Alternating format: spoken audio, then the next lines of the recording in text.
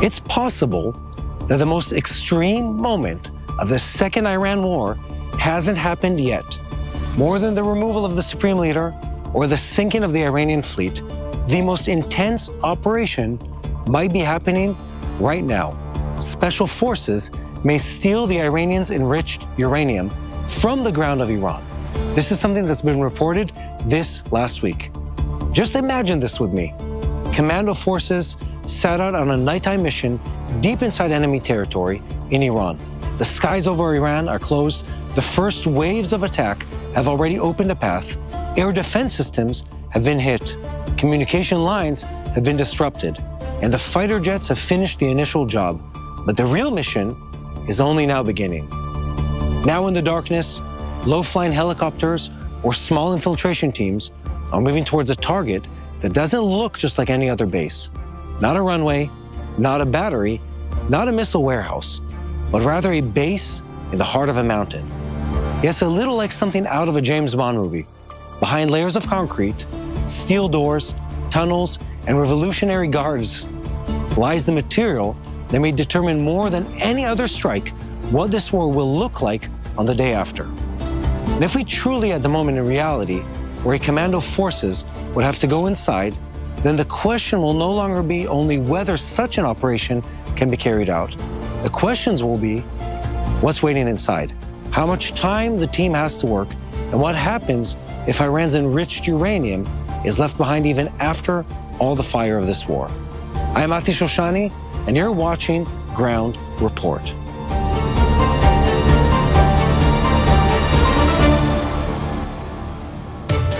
Tonight, we're not talking about another strike, another explosion, or another exchange of threats. We're talking about perhaps the most dangerous question in this war. Not only what was bombed in Iran, but what remained there after the smoke. Now, 1 second before you begin, I want to call on you to keep spreading the truth. Share our content with as many people as possible. Click the subscribe button, and don't forget to look for me, Mati Shoshani, on social media to get a look at the real life in war. Now let's begin. To understand why this uranium is at the heart of the story, we need to start with the simplest thing. A war against a nuclear program isn't measured only by how many planes took off, how many bombs were dropped, or how many facilities went up in flames. It's measured by whether you struck the other side's ability to stay on course. Now, in the Iranian case, that course is built in layers. Uranium mines, processing facilities, enrichment facilities, centrifuges, research centers, power, and support systems. And one thing connects all of it: the material itself. Now, the moment the material has already been enriched, the story changes altogether. And now it's no longer just about infrastructure that can slowly be repaired. Now it's about a dangerous shortcut inside the race. In the last 12 days of the war, Israel and the United States have applied extremely heavy military pressure to that program. Surprise strikes were carried out, senior officials in the security and nuclear apparatus were eliminated, nuclear sites were attacked. Now, according to the data published afterwards, about 900 targets were struck in around 1,500 sorties over the days of fighting. This is a broad, precise, and very aggressive campaign. But especially from the power rises the great doubt of all. Did everything that was hit truly strike the heart of the program as well, or did it only scrape the outer shell and leave the most dangerous material in place? This is where the number that comes up again and again in all the reports enters the picture. At the beginning of this war, Iran had about 440 kilos of uranium, that's about 1,000 pounds, enriched to 60% level. Additionally, there were another approximately 184 kilos at a 20% enrichment in Isfahan. These are not just technical numbers. These are numbers that change the entire way this war must be read. Because the moment there's a stockpile like that, the question is no longer only what was bombed tonight.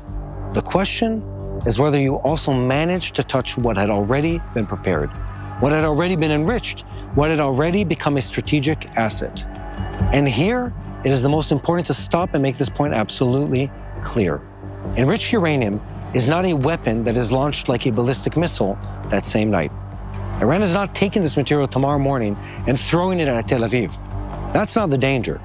The danger here is different and much deeper.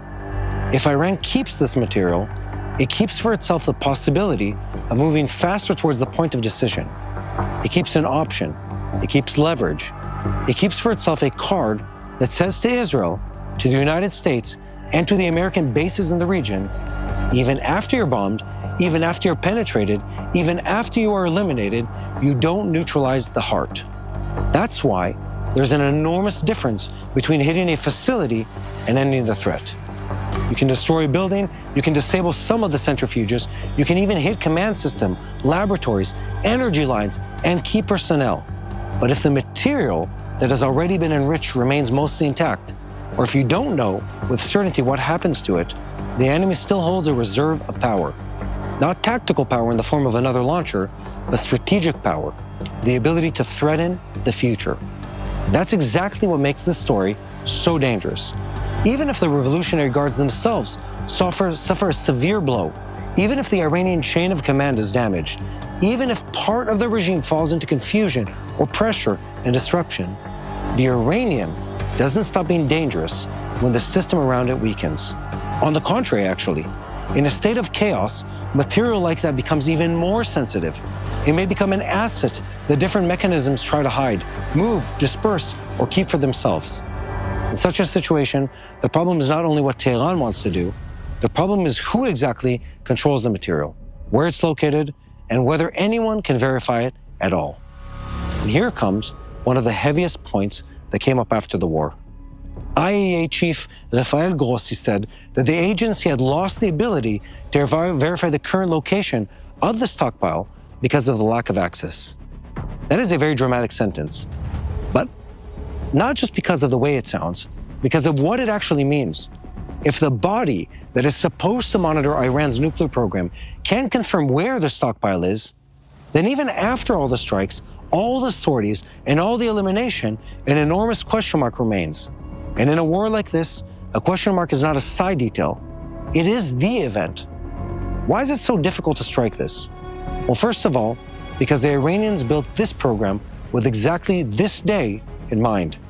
Not one infrastructure system, not a single building, not one site that is easy to mark and destroy, but rather a dispersed, hardened, protected, and layered network. The heart of the program is in Natanz and Fordow, but there are also significant components in Isfahan, Arak, Tehran, Karaj, and mining sites like Saghand and Jashin. The operation meaning is clear. This is not a war against one target. This is a war against the system. In Natanz, there are enrichment facilities above ground and underground. According to estimates, there may also be deeper components there. In Fordow, the facility is buried into a side of a mountain at a depth of about 60 to 90 meters.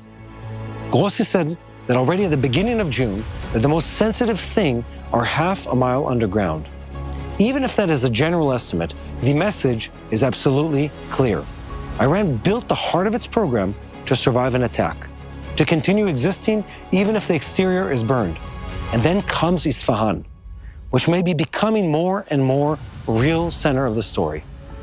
It was precisely an underground complex in Isfahan, according to the reports, that a central portion of the enriched uranium was held. The international agency expressed growing concern because it never received full direct access to that complex. At the very same time, satellite image showed fortification work and vehicle movement at the entrance. Now, according to the assessments, the entrance were hit, but the facility itself was barely damaged. And it's important to understand how significant that is, because you can hit the gate, you can hit the entrance, you can hit the corridor, you can even hit the outer shell, and still not know what happened to what is sitting deep inside. And this is where the second difficulty comes in. And it may even be greater than the physical depth. That difficulty is called uncertainty, because in a campaign of this kind, even if you have excellent intelligence, you don't always know in real time whether the material is still in the same place, whether part of it was moved beforehand, whether it was transferred to another complex, whether it was dispersed among several sites, or whether it was stored in an additional internal tunnel, or whether, precisely when the war began, the Iranians had already activated a concealment procedure. Now, the picture of the explosion is immediate.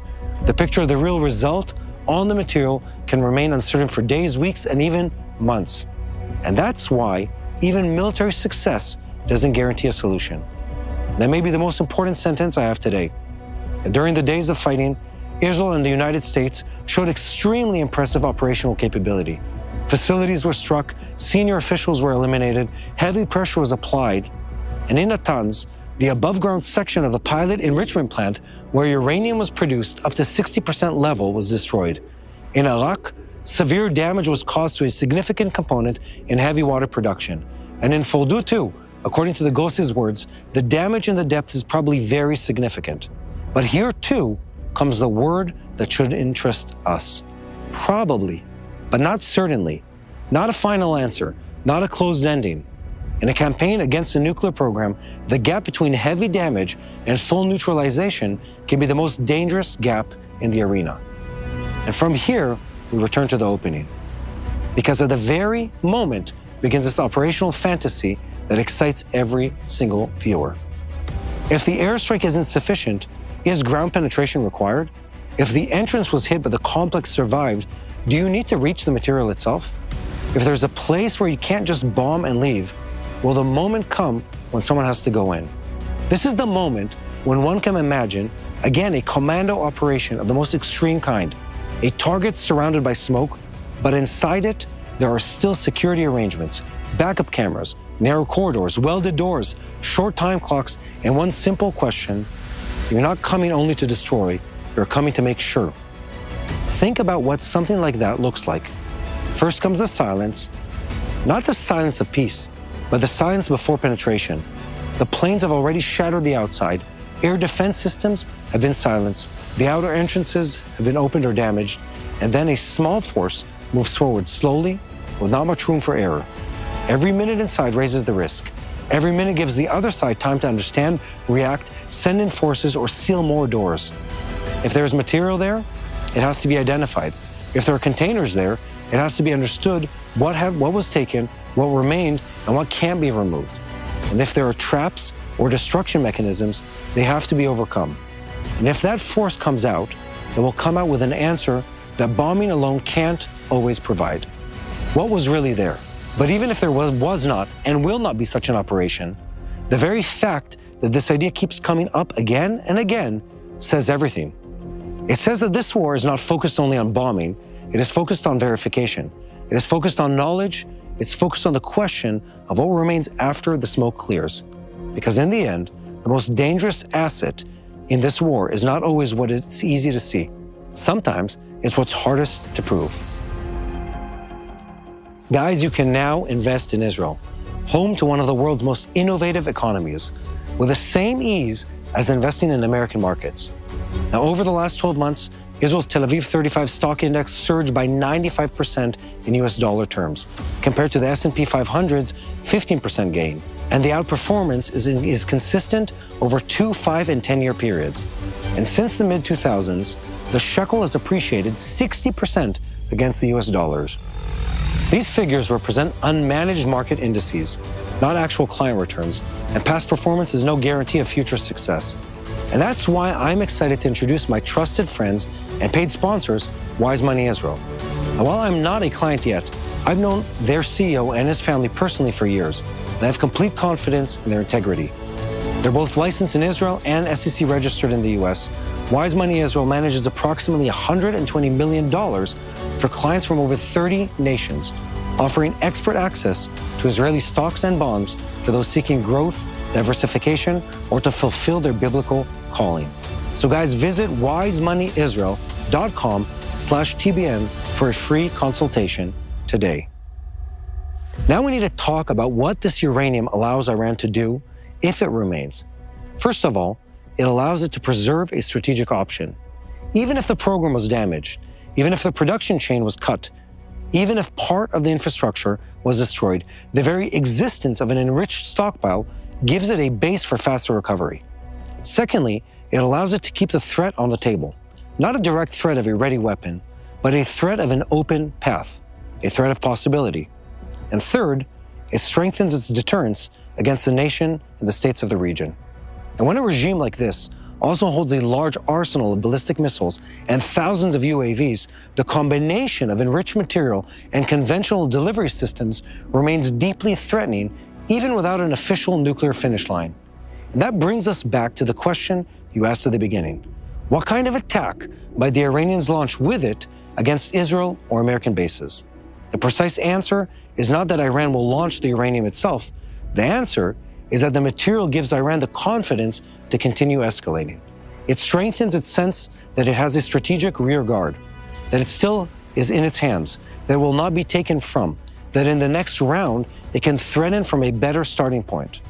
If it feels that the heart has survived, it can increase missile pressure, intensify UAV operations, challenge the American bases in the region more aggressively, and continue rebuilding a deterrence under heavier shadow. Not an immediate nuclear weapon, but another level of threat. There's also a very heavy diplomatic layer here. The moment the uranium doesn't disappear with certainty, every discussion of ending the war becomes partial. Because you can talk about ceasefire, you can talk about achievements, you can talk about restoring deterrence, but if the material still exists and the oversight over it has not been renewed, then no one can truly say that the story is closed. That's why the demand has already been heard that the international community will have to act to remove the enriched uranium from Iran. That is a dramatic statement, because it says very simply, even after a major Israeli-American air operation, the final solution may not be only military. And here lies the paradox of this war.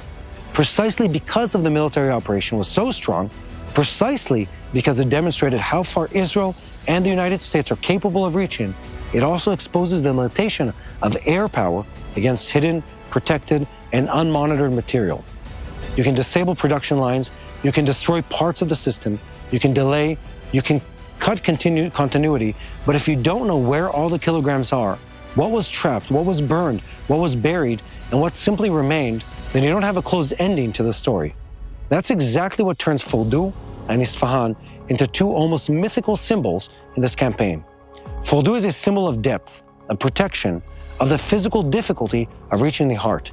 Isfahan is a symbol of ambiguity, not only a research and processing site, but a place where, according to assessments, a large part of the material was held in an underground complex over which oversight was very partial. Those two sites remain with question marks. This entire war also remains with a question mark over it. And from here, the great question about the next stage is born. If the material remains, what do you do now? Now, one option is more military pressure, more rounds, more strikes, more attempts to deepen the damage and choke a production chain. A second option is a much more aggressive international track. Diplomatic pressure, sanctions, a demand to restore inspections, a demand to remove the material. And a third option, and perhaps the most dangerous of all, is an in-between state. Declarations of victory from the outside, while in practice, enriched material is still sitting deep in Iranian soil, waiting for the next opportunity. Now here we need to be honest. Not everything that looks dramatic in this is the most important thing. A commander who was eliminated is dramatic. A base that was destroyed is dramatic. A satellite image of smoke above a nuclear site is very dramatic. But it's very possible that the most fateful thing in all 12 days of fighting was something the camera couldn't show. Barrels, containers, hidden material, something that remained somewhere behind layers of concrete, rock, and mountain. That is exactly what makes this war so dangerous, even after the fire dies down. Now, from Israel's perspective, the meaning is very, very clear. Even if heavy achievements were made, even if Iran took a hard blow, even if the program was damaged, as long as it is impossible to confirm the conditions of the stockpile, and as long as the monitoring of Fordow and Isfahan continues, the campaign over the nuclear issue has not truly ended. Maybe one stage ended, maybe one window closed, but the dangerous heart of the story, the uranium itself, continues to dictate the next stage. And here we return once again to that same first image. Not a plane in the sky, not an explosion on the screen, but a small force in the dark approaching the thing that must not be left behind. And even if it's only one image, even if it's only a scenario, it explains why this whole war converges into one point. Not only to show that you succeeded in striking, but to know whether you truly neutralized. Not only to bring down concrete, but to close the path. Not only to burn a site, but to take out the game, the thing that makes it truly dangerous. Because in the end, the entire argument about the achievements of this war comes down to one simple question. Did we stop the path or only delay it? If it was only a delay, then Iran may have lost time, but didn't lose heart. If it was real neutralization, then it has to be proven that the material is no longer part of the equation. And as long as the proof does not exist, it is impossible to speak of a full ending. So to sum this all up, whether this happens or doesn't happen, the big question on the table is this. Will we be able to remove the Iranian nuclear program altogether by pulling out, by extracting the enriched uranium that they already have, that they have admitted to having? I want to ask you guys to do something very, very important. I want to ask you guys to pray. Pray for the protection of the people of Israel, for the soldiers of the IDF, for the soldiers of the United States that are flying overhead and carrying out missions throughout the Middle East, and to pray for the people of Iran to really eliminate both the nuclear threat and the Ayatollah regime from that country. God's shown to be faithful time and time again in this region, and we want to see that happen again and sometime soon. Hello, this is Mati here in Jerusalem with TBN Israel. This is Yair Pinto from TBN Israel here in Jerusalem. TBN Israel is keeping viewers informed with Israel-focused news, culture, and what God is doing in this land. Support TBN Israel today online at tbn.org/Israel. Thank you.